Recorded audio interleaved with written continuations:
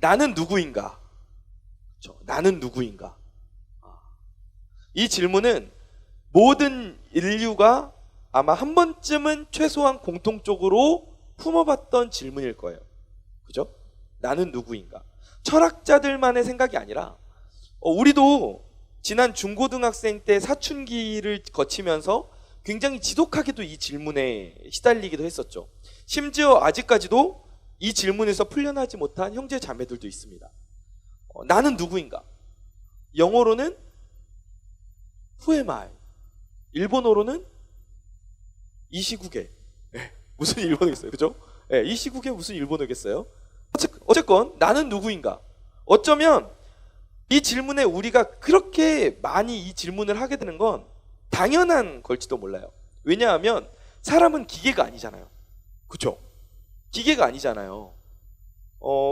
스스로 생각할 줄도 알고 그 영적인 존재란 말이에요. 그러다 보니까 단순 작업을 시키면 기계는 아무 불만이 없어. 그렇죠? 기계가 계산기가 계산을 계속 시킨다고 이런 계속 계산만 시키고 난 딴 거 할 거야 막 이러면서 막 숫자를 막 제멋대로 막 뱉어내고 이런 계산기 봤어요? 없잖아요. 기계는 단순 반복 작업도 수백만 번이라도 불만이 없이 계속해서 그 작업을 수행한단 말이에요. 근데 사람은 그렇지 않아요. 10번만 반복해도 내가 지금 이걸 왜 하고 있지? 나는 누구인가? 이런 근원적인 질문을 하게 된다는 거예요. 나는 누구? 여긴 어디? 완전히 이 질문을 굉장히 많이 우리 인생을 살면서 하게 되는 거죠. 저도 이번 주에 이 질문을 굉장히 여러 번 했습니다.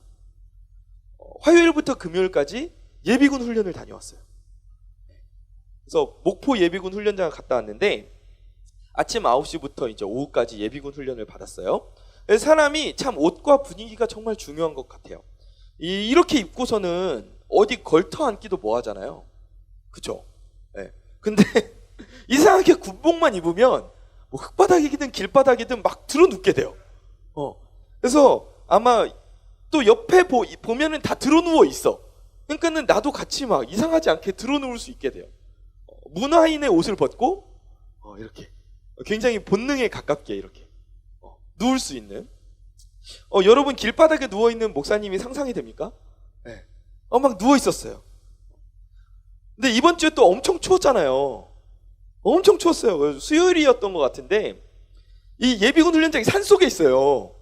칼바람이 뭐 밑에서부터 불어 올라오는데 산속에 앉아있는데 너무 추운 거야. 진짜 볼이 날아갈 것 같은 거야. 귀가 날아갈 것 같아요. 진짜 너무 추워가지고. 그러다가 뭐 산속에 있는 진지를 점령하래. 그래가지고 산을 막 뛰어 올라가야 돼. 막 산을 뛰어 올라가는데 또 이게 열심히 안 하면 늦게 나와요. 늦게 내보내줘. 열심히 해야 돼. 막 올라가는데 또 뭔 장애물로 철조망이 나와. 철조망을 지나가야 되는데 밑으로 기어서 지나가래. 근데 또 그냥 이렇게 엎드리는 것도 아니고 뒤로 누워가지고 이렇게 기어서 지나가래. 또 기어서 넘어가니까 소리 지르면서 야 하면서 막 앞으로 달려가래. 그래가지고 막 뛰어가가지고 그 코스가 겨우 끝났어요. 겨우 끝나고 나서 딱 제 머리에 든 생각이 이거였어요. 난 누구인가? 내가 지금 여기서 이걸 왜 하고 있지? 이 생각이 딱 들더라고요. 그래서 그 질문에 대한 답이 이 예비군 훈련 중간에 보는 영상이 딱 나오더라고요. 뭐라고 나오냐면 영상이 이렇게 나오더라고요. 나는 대한민국을 지키는 자랑스러운 예비군이다. 이게 딱 나오더라고요. 맞아요. 저는 예비군이었어요. 예비군이니까 그렇게 한 거예요. 근데 여러분 보세요. 제 정체성에 대해서 나는 누구인가라는 이 질문에 대해서 병무청이 설명해 줄 수 있나요? 병무청이 정의해 줄 수 있나요? 아니에요. 정의해 줄 수 없어요. 물론 저는 예비군이 맞아요. 2년차 예비군이에요. 하지만 그게 전부는 아니에요. 저라는 사람의 극히 일부일 뿐이죠. 마찬가지예요. 사람들이 우리가 누구인지에 대해서 다양한 정의를 내려주죠.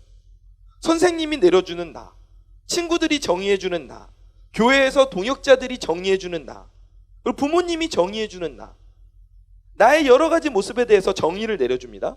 그런데 이 모든 정의들이 다 정답은 아니에요.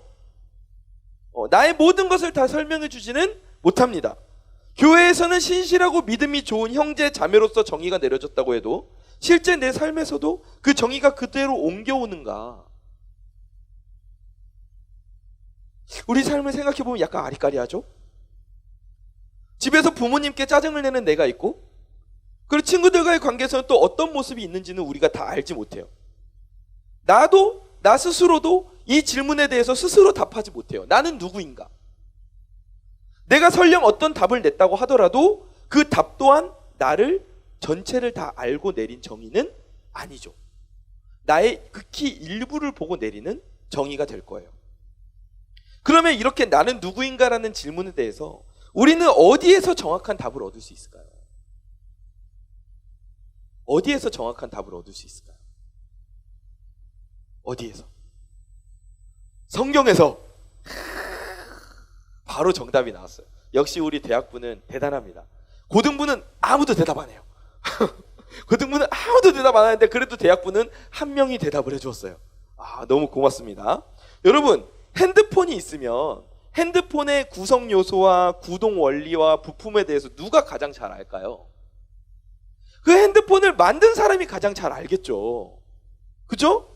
마찬가지예요. 우리에 대해서 가장 정확하게 알고 가장 정확한 정의를 내려줄 수 있는 분은 바로 우리를 창조하시고 만드신 누구? 하나님이죠. 하나님.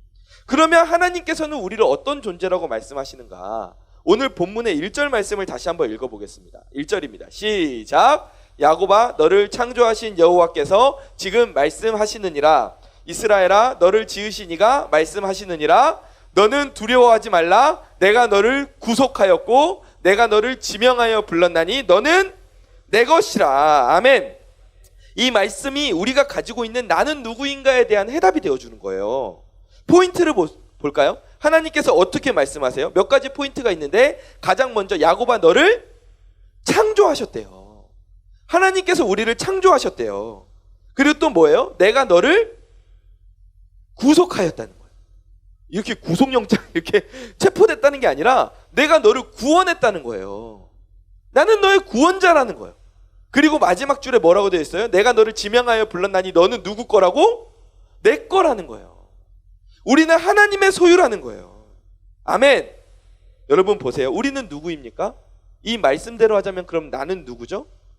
하나님이 만드신, 그리고 하나님의 손에 붙들려서 구원을 받은, 그리고 하나님의 소유.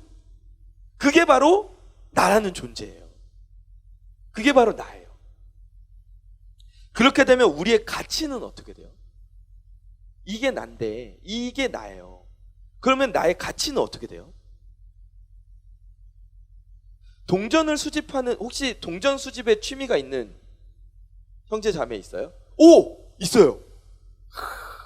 동전 많이 모았어요? 그렇구나. 그러면 알겠네. 500원짜리 동전 중에 가장 가치가 높은 동전이 몇 년도 동전이에요? 1897년도요? 알죠. 1998년도예요. 어떻게 알아? 동전도 안 모으는데? 알아봤어요? 혹시 1998년 동전 없나? 1998년도에 생산된 500원짜리 동전이 그 가치가 지금 동전 중에 가장 높아요. 근데 그게 왜 그러냐 하면 원래는 매해 동전이 많게는 100만 개까지 생산이 된대요. 그런데 그 1998년도에 우리 선생님들은, 집사님, 권사님들은 아시겠지만 IMF, 그쵸? 국제통화기금의 그 정책에 우리나라 경제 정책이 다 맡겨졌었던 때예요. 그래서 우리나라가 경제가 굉장히 어려웠고 98년도면 이 중에 있는 어떤 친구들은 태어나기 전이겠네요. 그쵸? 주여. 그쵸? 맞아요. 그래서 이 IMF 때 동전 생산을 많이 하지 않았어요. 그러다 보니까 그 해에 500원짜리 동전을 몇 개 생산했냐면은 딱 8,000개만 생산했어요. 8,000개. 8,000개밖에 안 찍었어요. 그러니까 우리나라 전체에 이 1998년도 생산된 500원짜리 8,000개밖에 없어. 그래서 이 희소성 때문에 실제로 얼마 전에 이 500원짜리 동전이 중고 땡땡에서 100만 원 가까이 거래가 되기도 했어요. 여러분 지금 집에 가셔서 500원짜리 동전 있으면 몇 년도 동전인지 한번 확인해 보세요. 그리고 만약에 98년도다 그러면 조용히 저에게 가져오시기 바랍니다. 제가 10,000원으로 바꿔줄게요. 네. 여러분도 남는 장사 아닙니까? 그죠? 네. 조용히 저에게 가져오면 돼요. 이처럼 가치를 판단할 때에는 희소성, 이 희소성이라는 것 자체가 굉장히 중요한 그 가치 평가 요소죠. 얼마나 특별한가, 얼마나 희귀한가, 이게 되게 중요한 요소예요. 그리고 또 누가 그걸 만들었느냐도 중요해요. 그죠? 예. 여러분 이 그림을 한번 보세요. 이 그림 무슨 그림, 뭐 그린 것 같아요? 강아지요, 강아지. 닥스훈트 같아요. 그쵸? 허리가 긴 거 보니까. 이 강아지 그림은 펜을 떼지 않고 한 번에 그린 거거든요. 이 그림이 얼마의 경매가 되었는지 혹시 아시나요? 얼마의 경매가 된 것 같아요? 됐을 것 같아요? 얼마? 대충 찍어봐요. 얼마? 10억? 15억? 15만 원? 근데 15만 원이어도 비싸게 받은 것 같지 않아요? 근데 이 그림이 얼마의 경매가 되었냐면은 8,400만 달러. 우리나라 돈으로 한화 900억. 900억.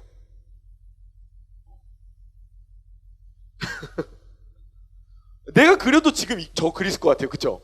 네. 100개도 그려줄 수 있을 것 같은데 900억의 거래가 됐어요. 100개면 그거 얼마야? 90조예요 여러분. 근데 여러분 보세요. 이게 왜 그렇게 비싼 가격에 거래가 됐을까요? 네, 이 그림을 그린 사람이 누구냐 하면 저 밑에 사인 보이세요? 네, 누가 그린 거냐면 피카소가 그린 거예요. 피카소가 그린 더 도그라는 작품이에요. 여러분 생각해 보세요. 만약에 제가 저 그림을 똑같이 그렸어요. 찍찍찍찍 그려놓고 이거 사세요. 그러면은 누가 사겠어요? 그죠? 누가 산다고요? 우리 아내도 안 살 거예요. 아내도 그냥 여보 써요 이럴 거예요. 네. 여보 많이 써요 이럴 거예요. 우리 대학부 형제 자매들한테 이거 사 그래도 그냥 목사님 많이 쓰세요 그럴 거야. 누가 사겠어? 그런데 왜 이 그림이 경매까지 붙어서 900억에 판매가 됐을까요? 누가 그렸기 때문에? 피카소. 세계적인 예술가인 피카소가 그렸기 때문이에요. 여러분, 내가 그리면 낙서야. 내가 이렇게 똑같이 그리면 낙서야. 근데 피카소가 그리면 이게 위트가 되고 이게 재치가 넘치는 작품이 되는 거예요. 누가 만들었느냐? 누가 만들었느냐? 이게 그 가치를 판단하는 데 있어서 굉장히 중요한 요소가 돼요. 자, 그럼 다시 한번 시선을 나로 한번 돌려봅시다. 그럼 나는 어떤 가치를 가지고 있느냐? 누가 나를 만들었죠? 하나님이 만드셨어요. 이 세상의 창조주이시고 전지전능하신 하나님께서 나를 만들었어요. 그리고 나를 만드실 때 똑같은 사람을 막 1000명씩 막 찍어내셨어요? 손경호 1부터 손경호 1000까지 막 이렇게 막, 자, 손경호 막 이렇게 찍어내셨어요? 물론 손경호와 닮은 동생들이 있어요. 네. 하지만 손경호는 아니에요. 그죠? 네. 만약에 저를 하나님께서 막 저와 같은 사람을 1000명씩 막 찍어내셨어. 그럼 곤란하죠. 그렇죠? 왜 곤란해요? 갑자기 우리나라에 너무 잘생긴 사람들이 너무 많이 이렇게 공급이 너무 많아지면 굉장히 혼란스러워질 수 있어요. 사회가 혼란스러워질 수 있어요. 그렇죠? 네. 사회가 지금 여러분이 좀 혼란스러운 것 같은데? 사회가 혼란스러워질 수 있어요. 여러분 보세요. 하나님이 만드신 나 그리고 유일무이한 나, 쌍둥이도 서로 달라요. 이 두 가지 조건만 보더라도 내 가치가 어떻게 돼요? 희소성이 엄청나죠. 하늘로 치솟게 돼요. 하나님이 만드신 유일무이한 나 엄청나죠. 그런데 여기에 중요한 요소가 하나가 더 들어가요. 본문 3절 말씀 함께 읽어봅시다. 시작. 대저 나는 여호와 내 하나님이요 이스라엘의 거룩한 이요 내 구원자임이라. 내가 애굽을 너의 속량물로 구스와 스바를 너를 대신하여 주었노라. 아멘. 여호와 내 하나님께서 너의 무엇이 되신다고요? 구원자가 되신다고 말씀하셨어요. 여러분, 우리 하나님께서는 우리의 구원자가 되어주시는 줄 믿으시기 바랍니다. 우리를 구원하시기 위해서, 우리를 영원한 죽음에서 영원한 생명으로 옮기시기 위해서 하나님께서 어떤 대가를 치르셨죠? 하나밖에 없는 아들을, 예수님을 우리를 대신해서 십자가에 못 박히게 하셨어요. 그 죄 없는 분을 비참한 죽음을 맞이하게 만드셨다는 거예요. 왜요? 우리를 살리기 위해서, 나를 살리기 위해서. 어떤 친구는 이렇게 말할 수 있어요. 아니 목사님, 지금 이 전 세계 인구가 77억 명이 넘어가는데 예수님 한 분 돌아가시고 대신 77억 명이 살게 되면 그럼 좀 그래도 이윤이 맞지 않을까요? 이렇게 물어보는 친구가 있을 수 있어요. 근데 여러분, 한번 3절 말씀 다시 한번 띄워주세요. 3절 말씀을 보세요. 이집트를, 애굽을, 구스와 스바를, 이 큰 나라들도 나를 대신하여서 하나님께서 기꺼이 주신다고 말씀하시잖아요. 여러분, 아마 하나님은요, 이 세상에 우리 대학부만큼의 사람만 존재하더라도, 아니 이 세상에 여러분 한 사람만 이 세상 가운데 존재하더라도 아마 예수님께서는 기꺼이 이 땅에 오셔서 십자가에 달려 돌아가셨을 거예요. 기꺼이 그렇게 목숨을 버리셨을 거예요. 왜요? 왜요? 나를 그만큼 소중하게 여기시니까. 이집트보다 구스보다 스바보다 심지어 예수님의 그 보혈보다 나에게 그만큼 더 중요한 가치가 있다는 거예요. 아멘. 여러분, 우리는 누가 만드신 존재예요? 하나님이 만드신 존재예요. 유일무이한 존재예요. 여기에 덧붙여서 우리에게는 예수님의 피값까지 있어요. 여기에서 얻을 수 있는 결론이 무엇입니까? 저를 한번 따라해 주세요. 나는 엄청난 가치를 가지고 있는 사람이다. 다시 한번 해볼까요? 나는 엄청난 가치를 가지고 있는 사람이다. 아멘. 이 사실을 믿으시기 바랍니다. 이런 유일무이한 엄청난 가치를 가지고 있는 우리들, 그 가치를 서로 비교할 수 있을까요? 없을까요? 없어요. 왜요? 우리는 하나님께서 각자 다르게 만들어주신 존재들이니까. 공장에서 찍어져 나온 제품들은 불량품도 있고 어떤 것에는 흠집도 발생할 수가 있어요. 하지만 하나님께서 만드신 우리들은 앞에서 말했듯이 각각 고유한 하나의 예술품이고 완성된 작품이에요. 명품이고 마스터피스예요. 여러분, 우리가 뭐 농담으로 친구들끼리 말할 때, 야, 너는 하나님이 만드실 때 약간 피곤해서 좀 좋으셨나 보다. 그래서 이렇게 만드시다. 오! 막 이렇게 해가지고, 넌 그런가 봐. 뭐 이렇게 농담하기도 하잖아요? 근데 그건 진짜 농담이죠. 하나님은 우리 개개인을, 육신을, 그리고 영을 빚으실 때 정말 마스터피스, 작품으로 만드신 거예요. 그냥 작품이 아니라 명품으로 만드신 거예요. 여러분, 작품, 명품 아무데나 갖다 붙입니까? 아무데나 막 명품이라고 갖다 붙여요? 아니죠. 진짜 전문가가 만들고 진짜 재능이 있고 진짜 숙련된 사람이 만들어야 그게 작품이고 명품이에요. 그러니까 하나님이 만드신 건 뭐예요? 신적 작품이죠. 하나님이 만드신 작품, 신이 만든 작품이고, 우리를 하나님 나라의 사명을 감당하기에 최적화된 인생으로, 우리 인생을 명품으로 빚으신 거예요. 아멘. 그리고 나서 서예가들이 작품에 도장을 뭘 찍어요? 관인을 찍잖아요. 도장을 쾅 찍잖아요. 그런 것처럼 우리 인생에 하나님께서 영적인 도장을 쾅 찍어주셨어요. 뭐라고요? 너는 내 것이라. 너는 내 것이라. 그런데 각자 이렇게 놀라운 가치를 가지고 있는 우리들이 어떻게 살고 있어요? 나 스스로를 보면서 어떻게 생각하죠? 어떻게 생각하죠? 비교하잖아요. 그렇죠? 서로 비교하면서 내 가치를 깎아내리고 있잖아요. 여러분, 근데 우리 가치는 상대평가가 아니에요. 하나님께서 내려주시는 절대평가입니다. 그런데 우리는 세상의 기준, 이 상대평가에 너무 익숙해져 있어요. 어릴 때부터 시작되는 경쟁 구도에 젖어서 내가 상대방보다 뭔가 더 나아야 되고, 내가 상대방보다 뭔가 더 좋은 결과를 얻어내야 되고, 더 잘해야지만 내 가치가 높아진다라고 생각해요.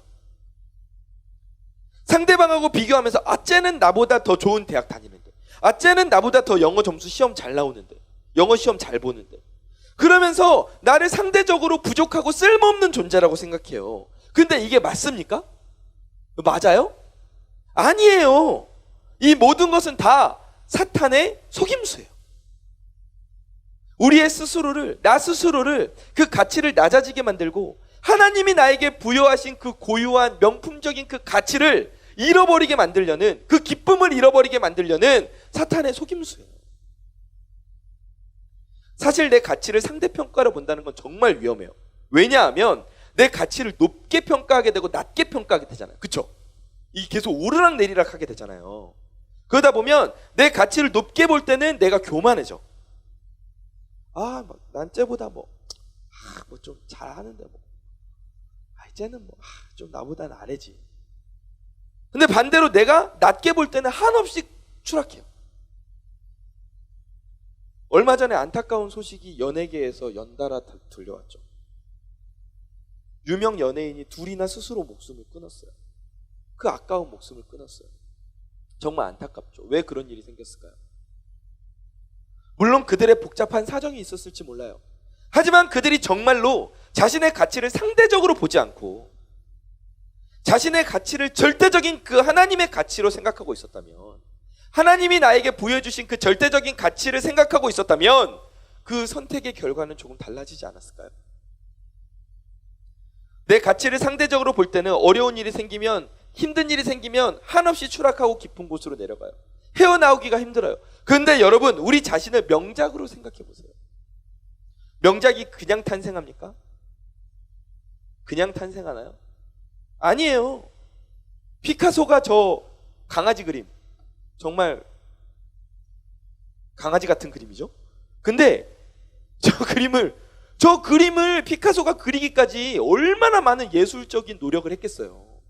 얼마나 많은 그 혼을 쌓았겠어요. 그러니까는 그 펜놀림 하나에서 저런 작품이 탄생하는 거예요. 명작은 인고의 시간 끝에 탄생해요. 고려청자가 그냥 만들어져요? 수천도의 불에 여러 번 구워줘야 완성돼요. 이처럼 우리 인생을 하나님이 빚어가시는 명품으로 생각한다면 이 인생의 지금 어려움은 나를 추락하게 만들고 비참하게 만드는 고난과 시험이 아니라 내가 더 아름다운 인생으로 피어나기 위한 디딤돌을 만들어가는 과정이라는 거죠. 아멘. 내 그릇이 더 커져가는 과정이고 내가 더 빛나기 위한 연단의 과정이 되는 거예요. 욥이 말했어요. 욥기 23장 10절에서 함께, 화면이 멈췄네요. 지금 이 화면 정상적으로 나오는군요. 욥기 23장 10절에서 같이 한번 읽어봅시다. 시작. 그러나 내가 가는 길을 그가 아시나니 그가 나를 단련하신 후에는 내가 순금같이 되어 나오리라. 아멘. 사랑하는 우리 대학부 친구들, 아마 여러분들 나이에 본격적으로 비교가 시작될 거예요. 그동안 고등학교 때까지는 비교할 만한 게 몇 개 없어요. 성적, 운동 이런 것밖에 없어요. 그런데 대학생이 되면서부터는 비교할 게 수십 가지로 늘어나죠. 직장, 돈, 영어 성적, 학점, 진로에 대한 탐색, 심지어 이성교제나 결혼도 비교 대상이에요. 여러분, 내가 그 모든 걸 다 잘할 수 없어요. 높아질 수가 없어요. 그러다 보니까 당연히 우리는 자존감이 떨어지고 비교의식이 생기게 되는 거예요. 내 가치를 스스로 낮게 여기고 포기하게 되는 거예요. 그런데 여러분은 여러분의 가치를 절대 스스로 낮게 여기지 마십시오. 그리고 내가 무언가를 잘한다고 해서 반대로 내가 스스로 높아질 필요도 없는 거예요. 왜요? 우리는 모두가 다 하나님의 존귀한 주의 자녀이기 때문이에요. 말씀을 정리하겠습니다. 우리 오늘 본문 말씀 4절 말씀을 함께 읽어볼까요? 4절 다시 한번 읽어봅시다. 시작. 내가 내 눈에 보배롭고 존귀하며 내가 너를 사랑하였은즉 내가 내 대신 사람들을 내어주며 백성들이 내 생명을 대신하리니. 아멘. 여러분, 우리의 가치는 우리의 능력에서 오는 게 아니에요. 우리의 가치는 오직 하나님에게서 오는 것임을 믿으시기 바랍니다. 우리가 이 신분을 믿음으로 받아들일 때 우리 안에 있는 능력에 불이 붙게 되는 거예요. 그리고 하나님 나라를 위해 그 장점들을 사용할 수 있게 되는 겁니다. 그렇게 되므로 우리는 다시 하나님 나라 확장에 기여하는 엄청난 가치를 가진 사람들로 다시 또 인정을 받게 되는 거예요. 이게 선순환의 구조가 되는 거죠. 여러분, 나는 누구입니까? 나는 누구입니까? 우리는 누구입니까? 우리는 하나님의 보배롭고 존귀한 자녀들인 줄 믿습니다. 우리 옆에 형제 자매들에게 인사합시다. 당신은 보배롭고 존귀한 하나님의 자녀입니다.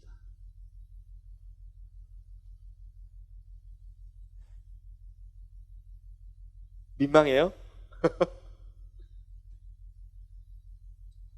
여러분, 우리는 하나님이 만드신 작품이고 또 유일무이하며 그리고 예수님의 피값이 함께 얹혀있는 귀한 자녀들입니다. 이 사실을 기억하면서 상대 가치가 아닌 절대 가치로 하나님의 시선으로 나 자신을 바라보며 나아가는 저와 여러분 되길 바랍니다. 이 시간에 우리를 창조하시고 우리를 자녀로 부르신 하나님께 감사하며 찬양하며 나아갑시다.